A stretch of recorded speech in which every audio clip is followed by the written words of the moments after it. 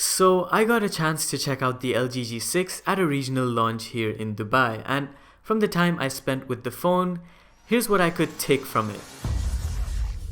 When I first picked up the LG G6, I realized how lightweight and well designed it is. I'm not a fan of protruding cameras, and the fact that the G6 has a flush camera really attracted my attention. Over on the front and back you have Gorilla Glass, and that seamlessly combines with the metal edges that adds to the look and feel of the phone, and even though it attracts a few smudges here and there, it just makes the phone look pretty and I can live with that. Over on the front you have the 5.7-inch QHD Plus screen, and even though it might seem big or large on paper, it really isn't thanks to the 18.5:9 aspect ratio on the display. You're looking at a much taller and narrower screen, which makes one-handed use a lot easier, and combining the lack of bezels on the actual phone really helps with that. Even with my small hands, I could use it very easily, and I was actually blown away. I think this will be very helpful when you're multitasking and using the full power of the phone. That includes the Snapdragon 821 processor, as well as 4GB of RAM. Moving a bit more in depth to the software of the device, you're looking at LG UX 6.0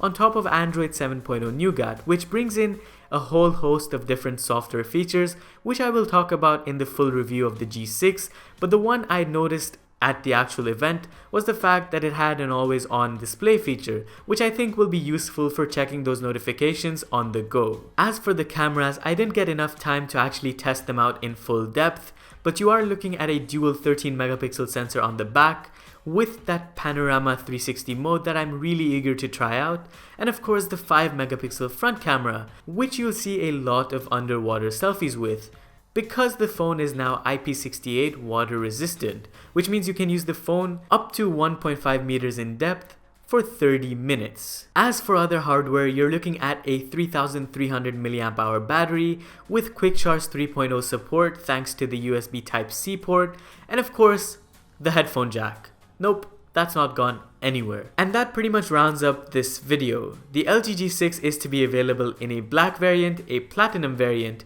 as well as a white variant which wasn't at the event, for a starting price of 2,599 dirhams. Expected to hit the market in the next couple of weeks, but let me know what you guys think about the phone. Are you gonna pick one up?